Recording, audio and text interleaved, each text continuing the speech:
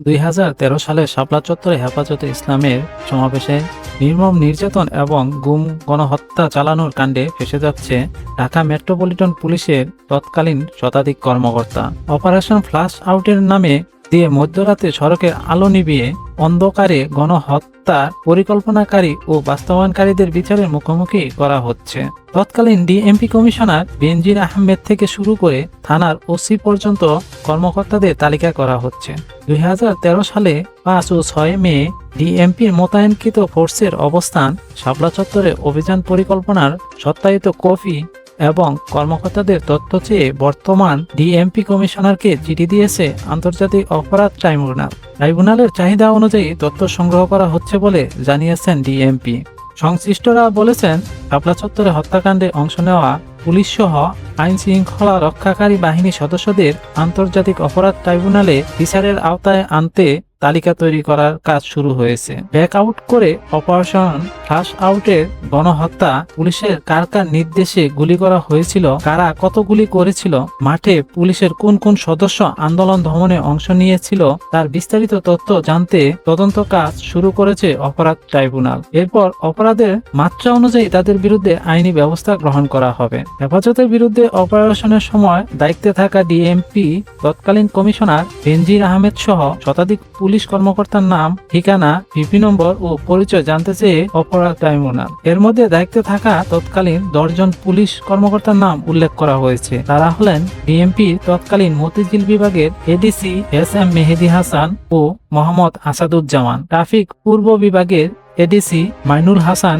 রমনা বিভাগের এডিসি মঞ্জুর রহমান ও আনোয়ার হোসেন, ডিসি খান মোহাম্মদ এজওয়ান, লালবাগ বিভাগের DC Mohammad Harunur Rashid, DB পশ্চিমের এডিসি মশিউর রহমান ও ডিবি দক্ষিণের কর্মকর্তা নাসির উদ্দিন খান। এছাড়া তৎকালীন দায়িত্বে থাকা ডিএমপি সহ অতিরিক্ত কমিশনার, যুগ্ম কমিশনার, ডিবির উপকমিশনার, ডিএমপির মতিঝিল, রমনা ও ওয়ারী বিভাগের ডিসি সহ সংশ্লিষ্ট এলাকার থানা ওসি, এসি, এডিসি সহ ঊর্ধ্বতন কর্মকর্তার তথ্য যাচাই হচ্ছে।